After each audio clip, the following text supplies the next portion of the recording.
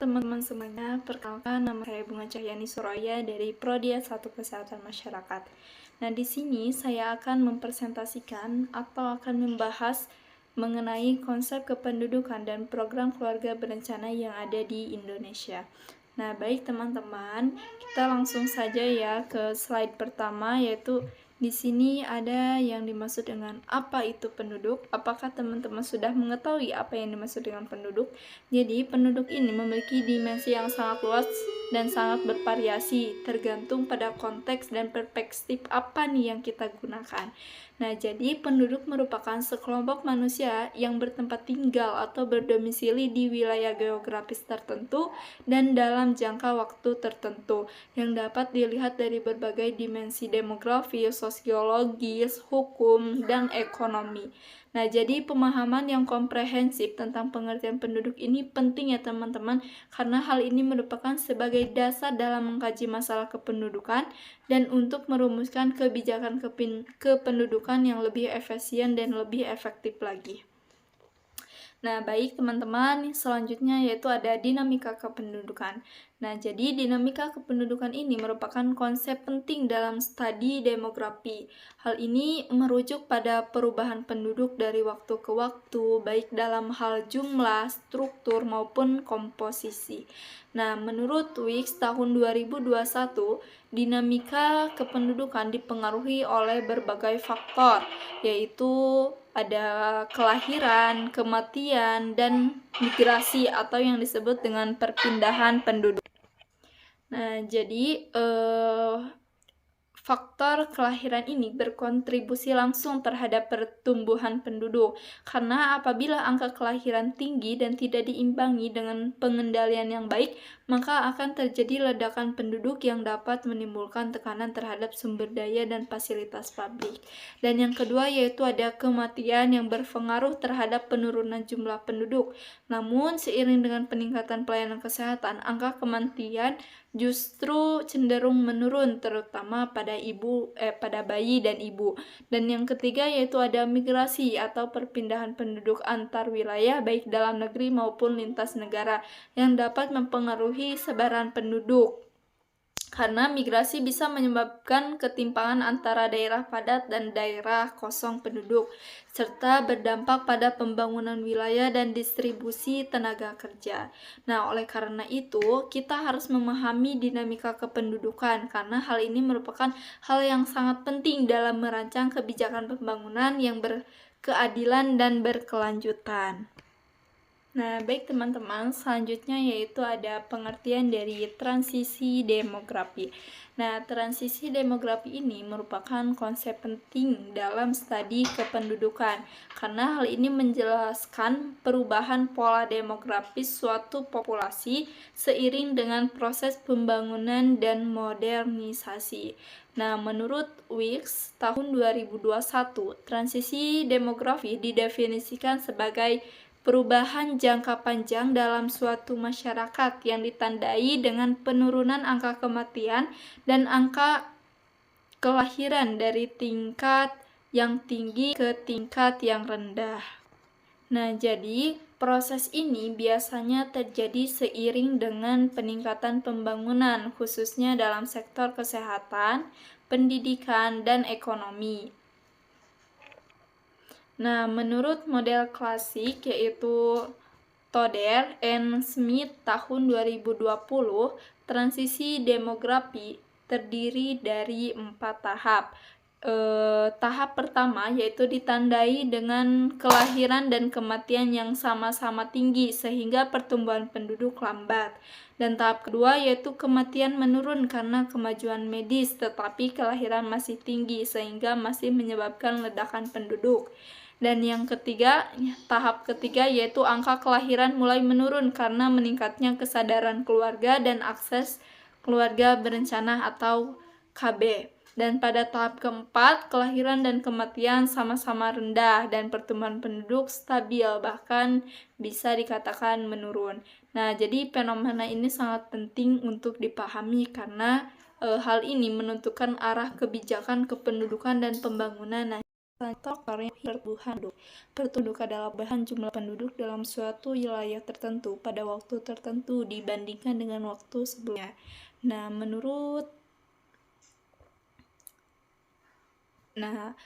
Jadi pertumbuhan penduduk ini dipengaruhi oleh berbagai faktor yang kompleks dan saling terkait.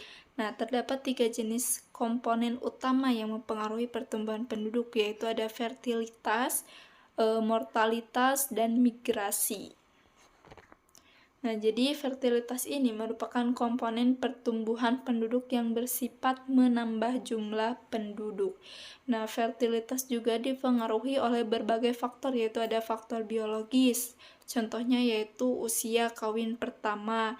Itu karena semakin muda usia kawin pertama, maka semakin panjang masa reproduksi dan potensi untuk memiliki anak menjadi lebih banyak. Dan yang kedua ada faktor sosial ekonomi, yaitu contohnya ada pendidikan. Dan yang ketiga ada faktor budaya, yaitu contohnya nilai anak. Dan yang keempat yaitu ada faktor program, yaitu ketersediaan layanan KB. Dan selanjutnya ada faktor yang mempengaruhi mortalitas, karena mortalitas merupakan komponen pertumbuhan penduduk yang bersifat mengurangi jumlah penduduk. Adapun faktor yang dapat mempengaruhi mortalitas yaitu ada faktor biologis, contohnya yaitu usia, faktor genetik, dan status kesehatan. Dan selanjutnya itu ada faktor sosial ekonomi, yaitu contohnya ada di pendidikan, pendapatan, pekerjaan, dan tempat tinggal. Dan selanjutnya yaitu ada faktor lingkungan, yaitu seperti polusi udara, air, dan tanah, perubahan iklim, dan kepadatan penduduk, artinya keterkaitan dengan penyebaran penyakit menular. Dan yang selanjutnya yaitu ada faktor kebijakan program, contohnya yaitu kebijakan kesehatan publik, jaminan kesehatan, atau artinya sistem pembiayaan kesehatan dan cakupan asuransi kesehatan. Dan selanjutnya yaitu ada faktor yang mempengaruhi migrasi, karena migrasi merupakan perpindahan penduduk dari satu wilayah ke wilayah lain dengan maksud untuk menetap di wilayah tujuan. Migrasi dapat bersifat menambah atau mengurangi jumlah penduduk, tergantung pada arah migrasi masuk atau keluar. Yang dapat mempengaruhi migrasi yaitu ada faktor pendorong, yaitu contohnya keterbatasan lapangan kerja di daerah asal, bencana dan konflik, kemiskinan dan ketimpangan ekonomi, dan lainnya.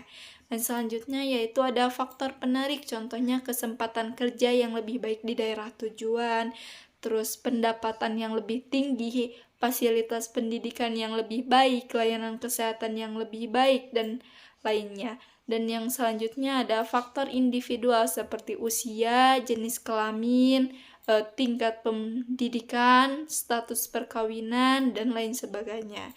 Dan selanjutnya yaitu ada faktor struktural, contohnya yaitu kebijakan migrasi, artinya kebijakan pemerintah yang memfasilitasi atau membatasi migrasi.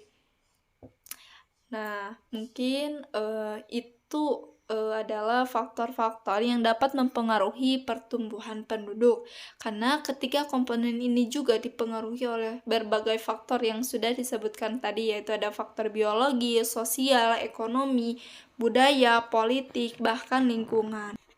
Baik, selanjutnya yaitu ada masalah. Jadi Indonesia sebagai negara penduduk keempat dunia menghadapi berbagai masalah kompleks. Berikut adapun masalah kependudukan Indonesia, yaitu karena ada jumlah penduduk yang besar, artinya dengan besarnya jumlah memberikan situasi yang berbeda.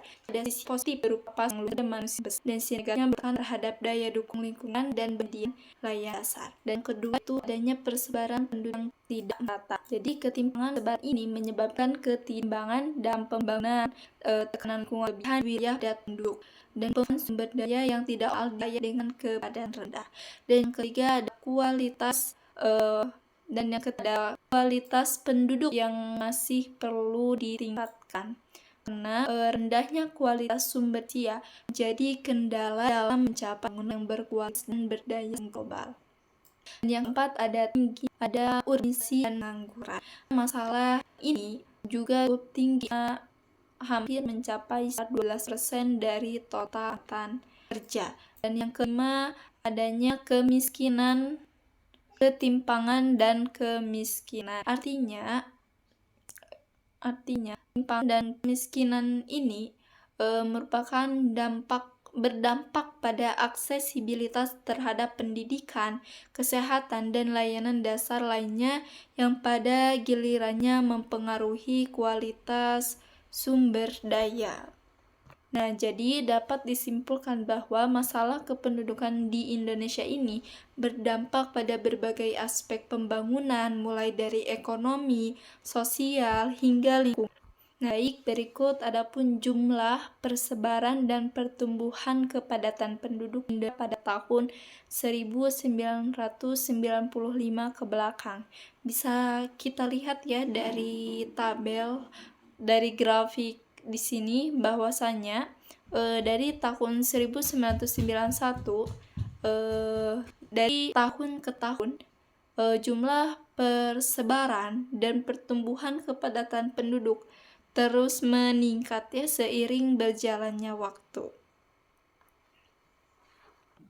Nah, selanjutnya yaitu ada upaya mengatasi masalah kependudukan. Nah, dalam menghadapi berbagai permasalahan kependudukan, pemerintah Indonesia telah menerapkan berbagai kebijakan dan program strategis untuk mengatasi masalah tersebut. Nah, upaya ini mencakup aspek kuantitatif dan para penduduk. Pertama yaitu ada pengendalian penduduk, itu ada keluarga berencana. Nah, tujuan program ini untuk menurunkan fertilitas hingga laju penduduk jadi lebih seimbang dengan laju pembangunan. Dan yang kedua yaitu ada pendewasaan usia perkawinan. Jadi program ini bertujuan untuk mempersiapkan remaja dalam merencanakan keluarga, termasuk menunda perkawinan hingga usia ideal. Yang kedua yaitu upayanya mencakup pada peningkatan kualitas penduduk, yaitu adanya peningkatan akses dan kualitas pendidikan. Nah, jadi upaya peningkatan akses dan kualitas pendidikan ini dilakukan melalui perluasan akses dan peningkatan kualitas pendidikan. Dan selanjutnya yaitu ada peningkatan akses dan kualitas kesehatan. Jadi peningkatan kualitas kesehatan penduduk dilakukan melalui berbagai program. Contohnya seperti JKN atau Jaminan Kesehatan Nasional. Terus ada GERMAS yaitu Gerakan Masyarakat Hidup Sehat. Dan selanjutnya yaitu ada pengentasan kemiskinan dan penurunan ketimpangan. Jadi upaya ini dilakukan melalui berbagai program seperti program keluarga harapan atau yang disebut KH yaitu cash transfer untuk keluarga miskin dan kartu sembako untuk bantuan lampang. Dan yang ketiga yaitu upayanya mencakup pada pemekaran persebaran penduduk, yaitu ada program transmigrasi yang bertujuan untuk memeratakan persebaran penduduk dan memindahkan penduduk di daerah padat ke daerah kurang padat penduduknya. Nah, berbagai upaya-upaya tadi dilaksanakan secara terintegrasi untuk berencana. Nah, keluarga berencana atau yang sering disebut memiliki pengertian yang lebih luas. Jadi bukannya sekedar kontrol kelahiran atau pembatasan jumlah anak saja, tetapi KB mencakup aspek-aspek sebagai satu pengaturan kelahiran, artinya menentukan jumlah anak, jarak kelahiran, dan waktu kelahiran. Dan kedua, kesehatan reproduksi, artinya untuk mencegah kehamilan beresiko tinggi dan mencegah kesehatan atau menjaga kesehatan ibu dan anak. Dan yang ketiga ada peningkatan sejahtera, artinya KB juga mewujudkan kecil dengan kualitas hidup yang lebih baik. Yang keempat, pemberdayaan perempuan, artinya KB juga memberikan kebebasan kepada perempuan untuk menentukan pilihan reproduksinya. Nah, selanjutnya itu ada sejarah keluarga berencana di Indonesia. Berikut adalah tahapan perkembangan program KB di Indonesia. Yang pertama ada masa pra-program, yaitu sebelum 1967. Jadi pada masa ini kegiatan KB masih terbatas pada upaya dilakukan oleh organisasi non-pemerintah dan mencakup wilayah terbatas. Yang kedua ada masa awal program, yaitu 1967. Nah, pada fase ini, program KB difokuskan di Pulau Jawa dan Bali dengan pendekatan klinis dan menekankan pada penggunaan alat kontrasepsi modern seperti pil KB dan IUD. Nah, selanjutnya yaitu masa konsolidasi dan ekspansi, yaitu tahun 1975 sampai 1989. Jadi pada periode ini program KB diperluas ke seluruh Indonesia dan diintegrasikan dengan program pembangunan lainnya. Jadi pada periode ini ditandai dengan penurunan TFR yang signifikan dari 5,6 pada tahun 1970 menjadi 3,3 pada tahun 1990 yang dikatakan oleh BPS tahun 2023. Nah, selanjutnya ada masa keemasan yaitu 1990 sampai 1997. Jadi pada periode ini dianggap sebagai masa keemasan program KB Indonesia karena program KB di Indonesia mendapat pengakuan internasional atas keberhasilannya menurunkan tingkat fertilitas dan mengembangkan pendekatan yang inovatif. Dan selanjutnya yaitu ada masa transisi dan desentralisasi yaitu 1998 sampai 2004. Jadi pada masa ini krisis ekonomi dan reformasi politik pada tahun 1998 membawa dampak signifikan pada program KB. Masa ini ditandai dengan adanya desentralisasi program KB ke tingkat kabupaten atau kota dan menurunnya komitmen politik terhadap program KB. Dan selanjutnya yaitu ada masa revitalisasi yaitu tahun 2005 sampai 2014. Jadi pada periode ini program KB diintegrasikan dengan pembangunan kependudukan dan keluarga dengan pendekatan baru seperti program kependudukan, keluarga berencana dan pembangunan keluarga dan anak dibangkitkan dengan dana cukup. Dan selanjutnya yaitu ada masa kini yaitu dari 2015 sampai sekarang. Jadi program KB saat ini menjadi bagian integral dari agenda pembangunan nasional termasuk dalam Sustainable Development Goal atau SDGs dan visi Indonesia 2045. Beberapa karakteristik program KB masa kini di antaranya yaitu ada integrasi KB dengan kesehatan lainnya melalui jaminan kesehatan nasional atau disebut dengan JKN. Salah satu yaitu adalah itu.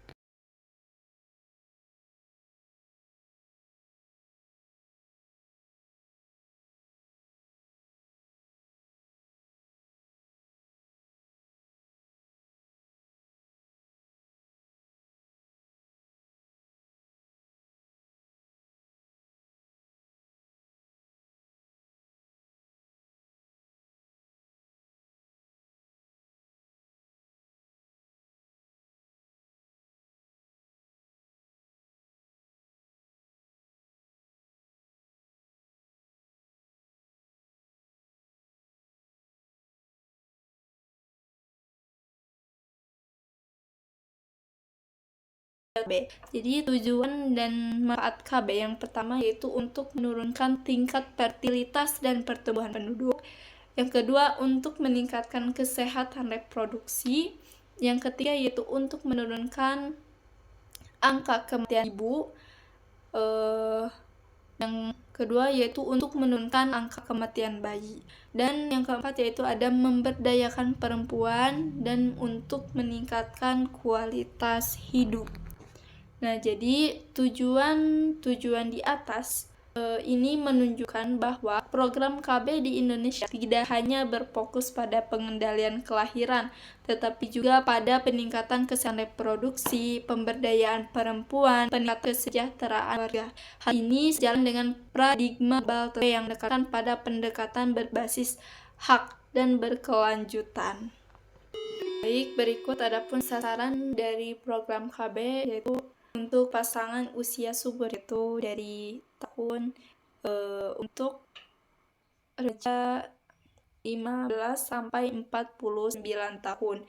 Yang kedua yaitu remaja dan calon pengantin, yang ketiga prasejahtera dan sejahtera, dan yang keempat menerapkan akses terhadap pelayanan B, dan yang kelima kepada kelompok rentan. Contoh itu ya, daerah terpencil, miskin, dan sebagainya. Jadi, sasaran program KB di Indonesia terus berkembang sesuai dengan dinamika demografis dan sosial ekonomi. Jadi, sasaran Fokus saat ini tidak hanya pada kuantitas atau jumlah akseptor KB, tetapi juga pada kualitas atau penggunaan MKJP dan berkelangsungan penggunaan kontrasepsi dengan pemerataan akses layanan KB ke seluruh wilayah Indonesia.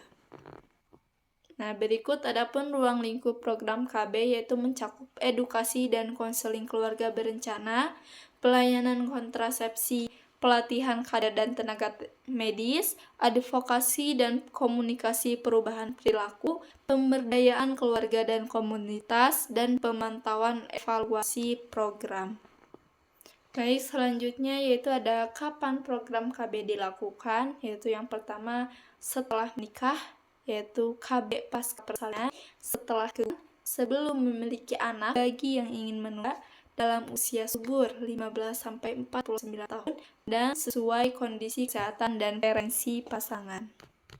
Berikut ada pun jenis-jenis metode keluarga berencana di Indonesia, yaitu metode kontrasepsi sederhana jangka pendek, Tadafil KB, suntik KB, kondom wanita.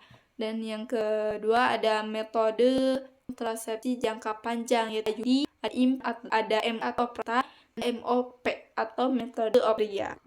Dan selanjutnya itu ada strategi implementasi program keluarga berencana, yaitu yang pertama ada program yaitu ada pendekatan wilayah dan sasaran prioritas. Jadi program KB di Indonesia menerapkan pada pendekatan wilayah dengan memperhatikan karakteristik demografis dan geologis. Yang kedua yaitu pengenalan KB. Jadi untuk layanan kualitas dan akses bukan pengenalan sistem layanan KB, yaitu seperti peningkatan akses, kualitas layanan dan lain sebagainya. Yang ketiga itu adanya komunikasi, informasi, dan edukasi. Jadi strategi IE ini merupakan komponen penting dalam implementasi program KB. Dan selanjutnya yaitu ada pemberdayaan masyarakat dan kemitraan. Jadi maksudnya yaitu pendekatan partisipatif menjadi kunci keberhasilan untuk program keluarga berencana. Nah, jadi dapat disimpulkan bahwa strategi bertujuan untuk memastikan aksesibilitas, kualitas, berkelanjutan layanan keluarga berencana. Misalnya yaitu prevalensi jenis India tahun 1999 dapat kita lihat ya dari grafik ternyata 1995 ini banyak menggunakan jenis KB suntik ya, jenis KB suntik berada di urutan paling pertama, dan yang kedua ada pil, dan yang kedua IUD, dan yang keempat ada kondom, dan yang kelima ada metode tradisional, dan yang keenam ada sterilisasi pada tingkat terendah. Dan dapat kita lihat juga di sini ada kategori wilayah yang paling banyak menggunakan jenis KB, yaitu ada. Nah, di sini juga ada jumlah angka keberhasilan program KB secara nasional dan data prevalensinya, ada kategori tertinggi dan terendah. Dapat kita lihat ya bahwa jumlah angka keberhasilan program KB ini yang tertinggi ada di wilayah Yogyakarta yang mencapai 69,5%, dan bagi kategori terendah ada di wilayah Irian Jaya yaitu yang mencapai 29,1%. Nah, mungkin itu saja yang dapat saya sampaikan. Semoga bermanfaat. Wassalamualaikum warahmatullahi wabarakatuh.